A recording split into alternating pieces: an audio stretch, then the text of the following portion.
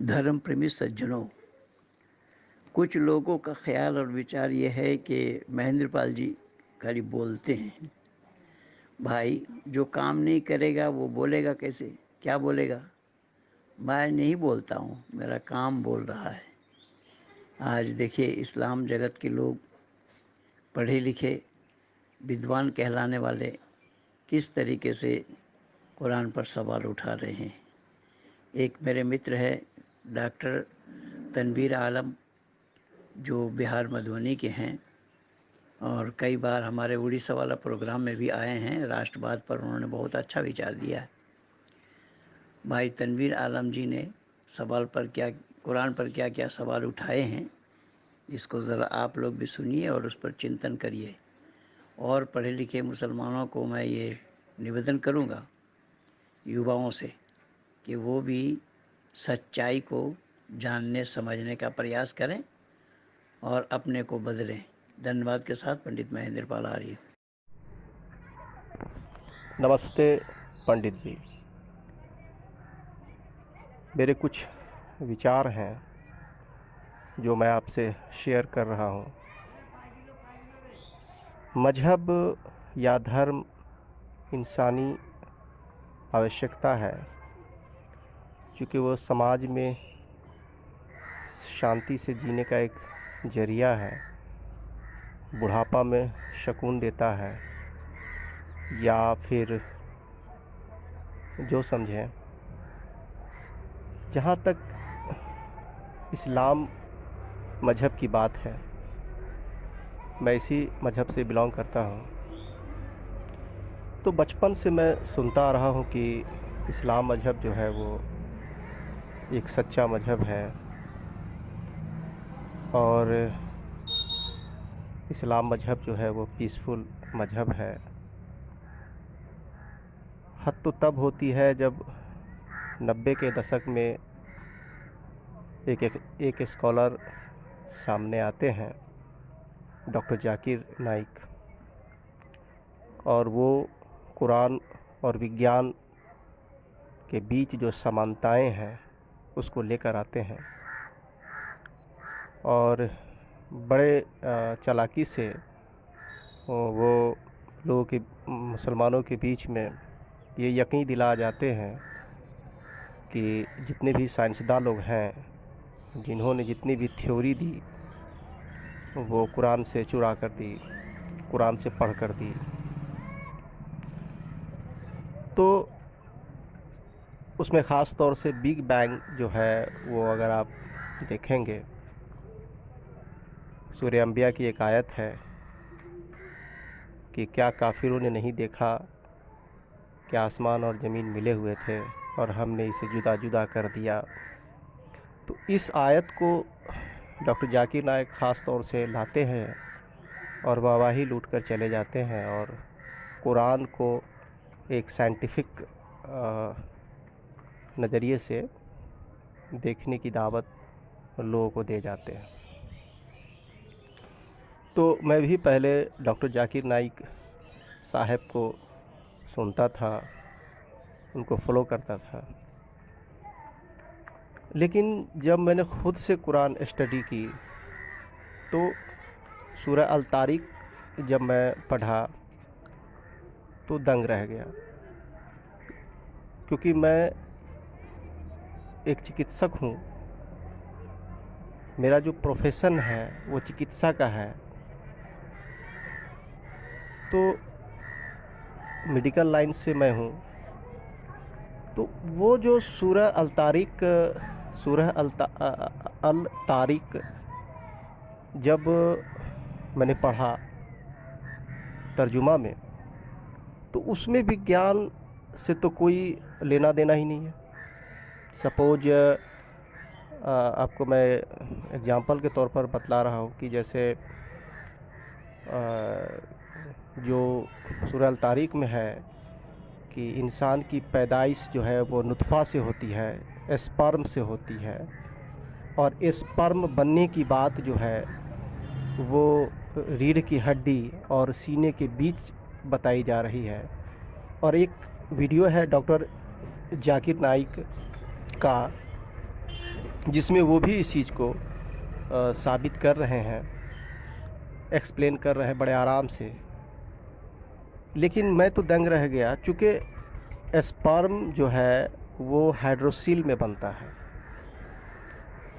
खैर, तो मुझे लगा कि ये जो बिग बैंग वाली थ्योरी है डॉक्टर जाकिर साहब की, तो वहाँ से फिर मेरा शक शुरू होता है।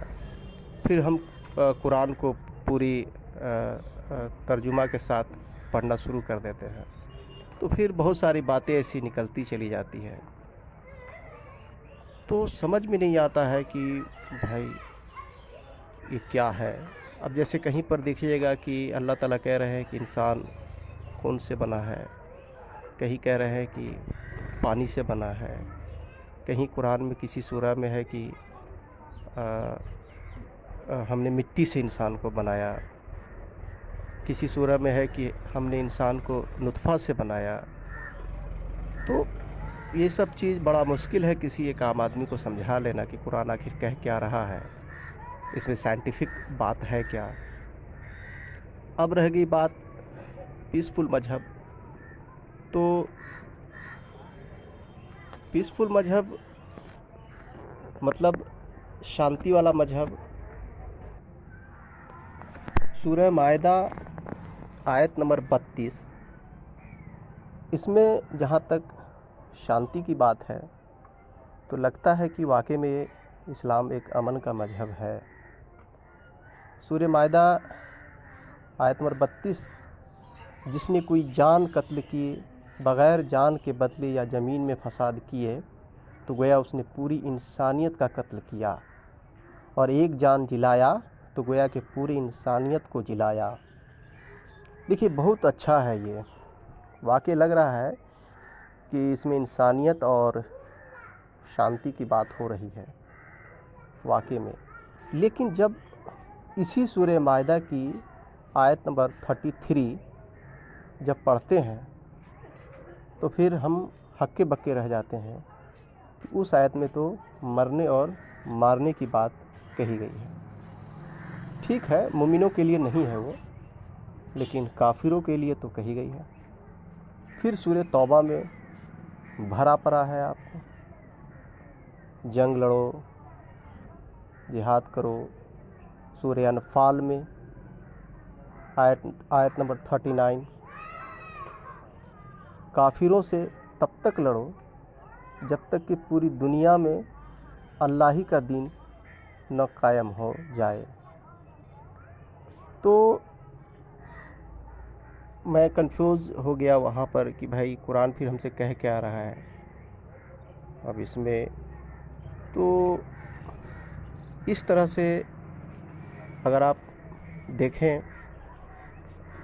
तो इस मजहब में न शांति की बात कही गई है ठीक से, और न वैज्ञानिक तथ्य है इस मजहब में, मजहबी किताब में। अब आप देखेंगे सूरह कहफ, जुल्करनैन वहाँ पहुँच गए जहाँ सूरज डूब रहा था, जबकि साइंस कहता है कि सूरज डूबता ही नहीं है। और ज़मीन को बिछोने की तरह बिछा दिया, सूरह बकरा या बहुत सारी सूरह में, बहुत सारी आयतों में है कि हमने ज़मीन को बिछोने की तरह बिछा दिया, हमने ज़मीन को फैलाया, मतलब चपटी होने का संकेत दे रहा है कुरान। लेकिन ज़मीन तो साइंस कहती है गोल है।